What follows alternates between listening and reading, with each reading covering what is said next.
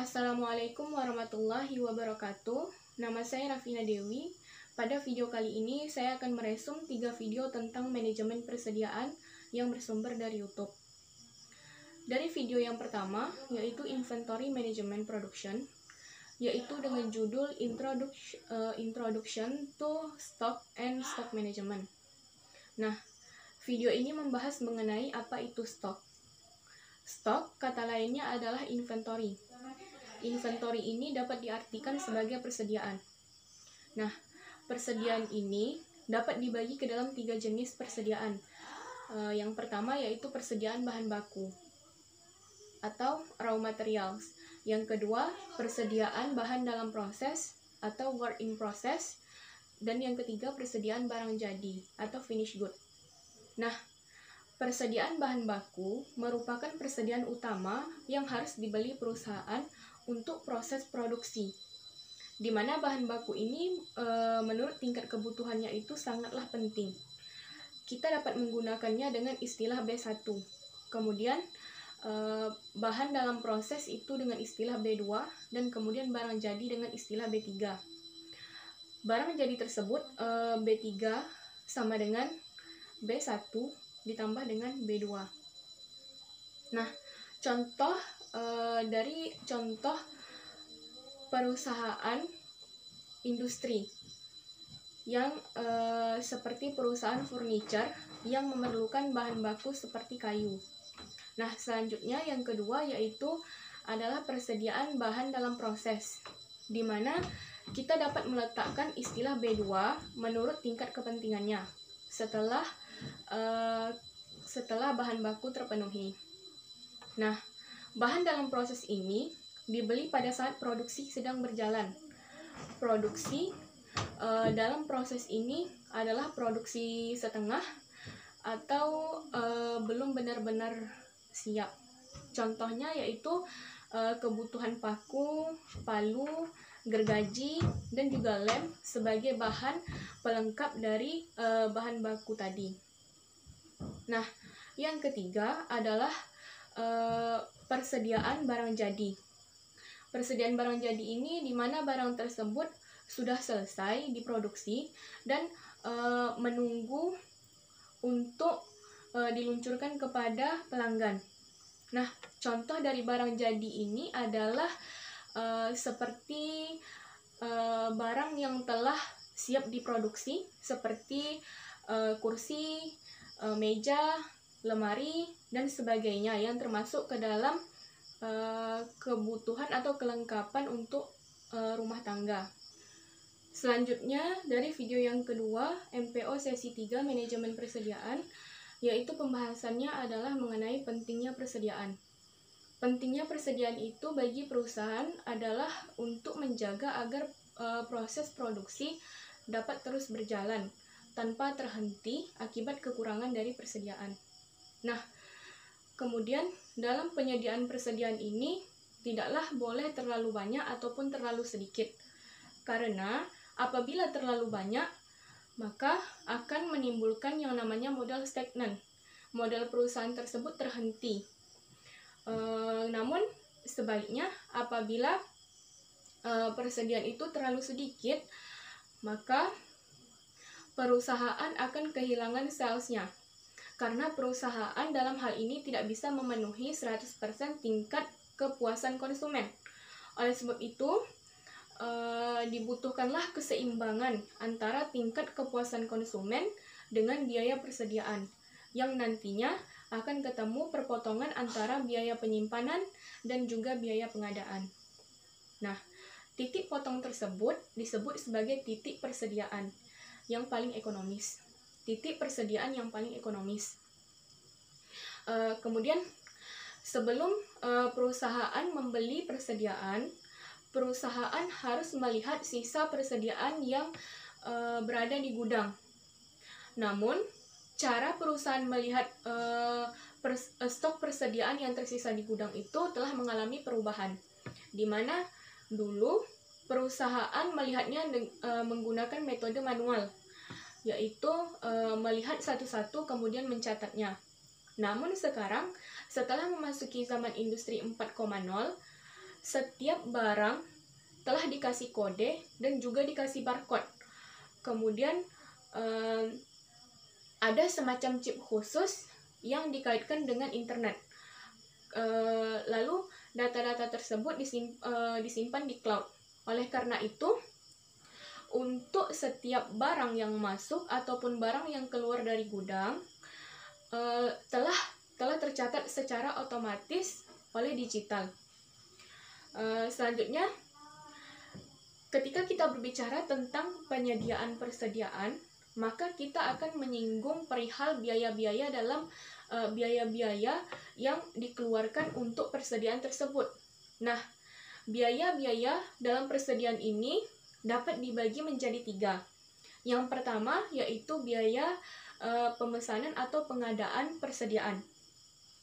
Nah, pada biaya pemesanan atau pengadaan ini dapat meliputi yaitu biaya untuk menentukan supplier atau pemasok persediaan, kemudian biaya pengiriman persediaan, kemudian biaya survei persediaan, biaya transportasi.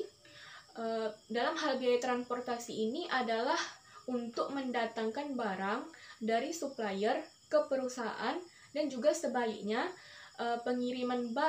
biaya pengiriman barang dari perusahaan ke konsumen.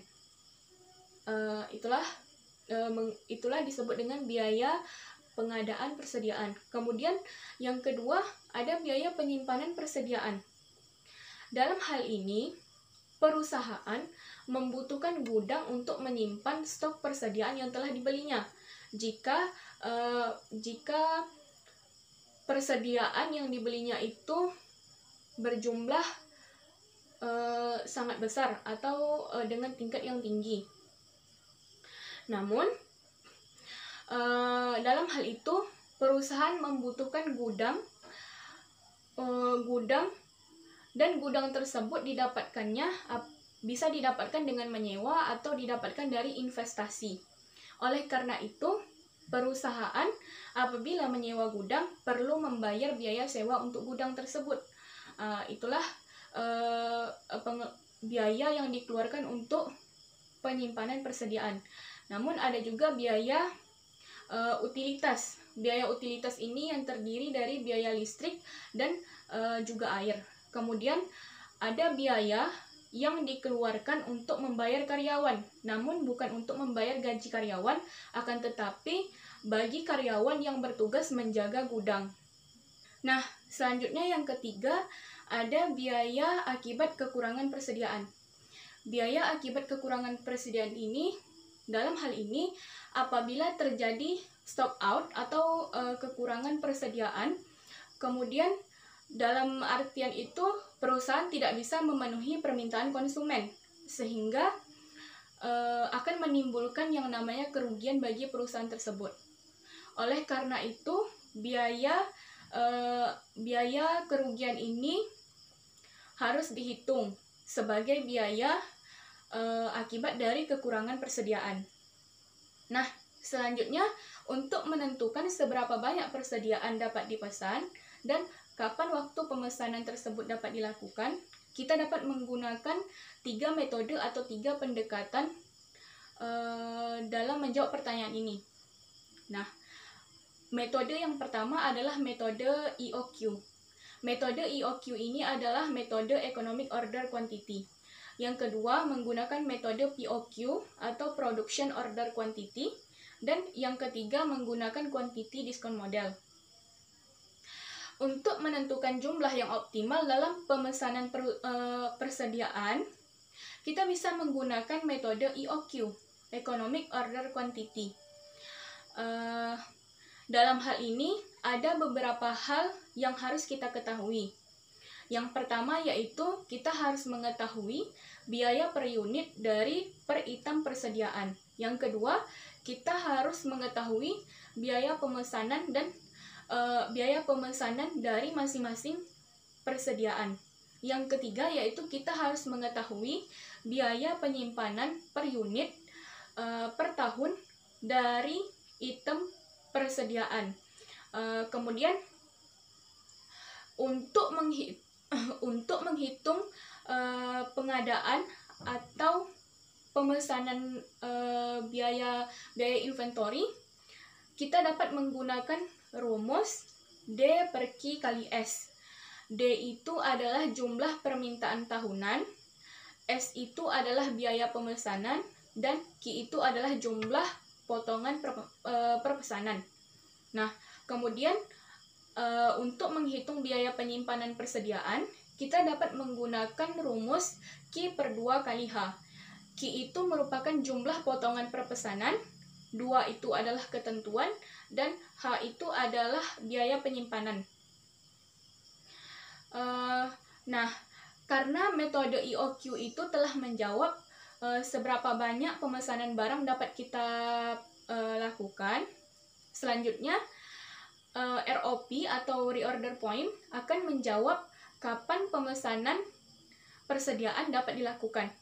Nah, kita dapat menghitungnya dengan menggunakan rumus D kali L. D itu adalah permintaan harian dan L itu adalah waktu tunggu dalam hitungan hari. Nah, selanjutnya dari video yang ketiga, manajemen produksi, episode 5, manajemen persediaan.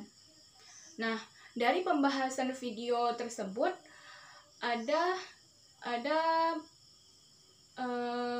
perlunya kita untuk menjaga stok persediaan. Yang pertama yaitu untuk menstabilkan produksi agar produksi dapat terus berjalan dan tidak terhenti. Yang kedua yaitu untuk mengambil keuntungan dan mendapatkan diskon. Di mana untuk mendapatkan diskon ini,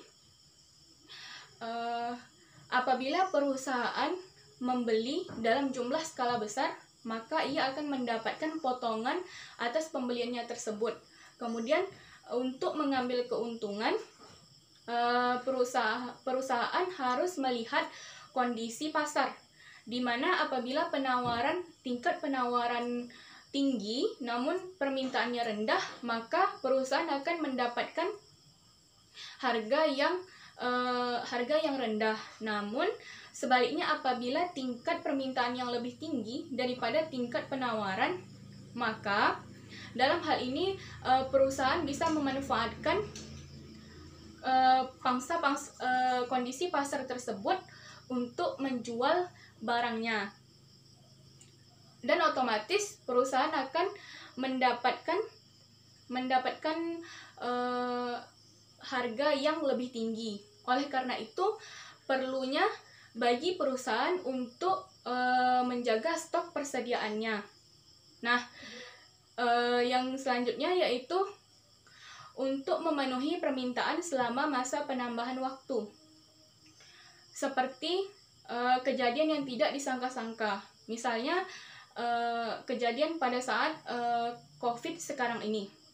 Bagi perusahaan penjual masker, sebelum terjadi COVID, maka penjualannya itu mungkin dalam skala biasa-biasa saja. Namun setelah terjadi COVID, kebutuhan masker sangat wajib digunakan oleh setiap orang, maka membuat pasar itu meninggikan jumlah permintaan pasar. Oleh karena itu, apabila perusahaan pembuat masker tidak menjaga stok persediaannya, maka ia akan rugi besar. Kemudian yang selanjutnya, untuk menghindari kehilangan permintaan dari konsumen. Nah, selain perlunya menjaga stok persediaan, juga diperlukan pengawasan terhadap persediaan. Nah, pengawasan persediaan ini bertujuan yang pertama untuk memastikan kecukupan suplai produk. Yang kedua, yaitu untuk memastikan investasi pada persediaan yang minimum. Yang ketiga, untuk mengefisienkan pembelian persediaan. Dan yang keempat, yaitu untuk menjaga persediaan tepat waktu dan pada batas kebutuhan saja. Itulah yang dapat saya sampaikan. Sekian, terima kasih.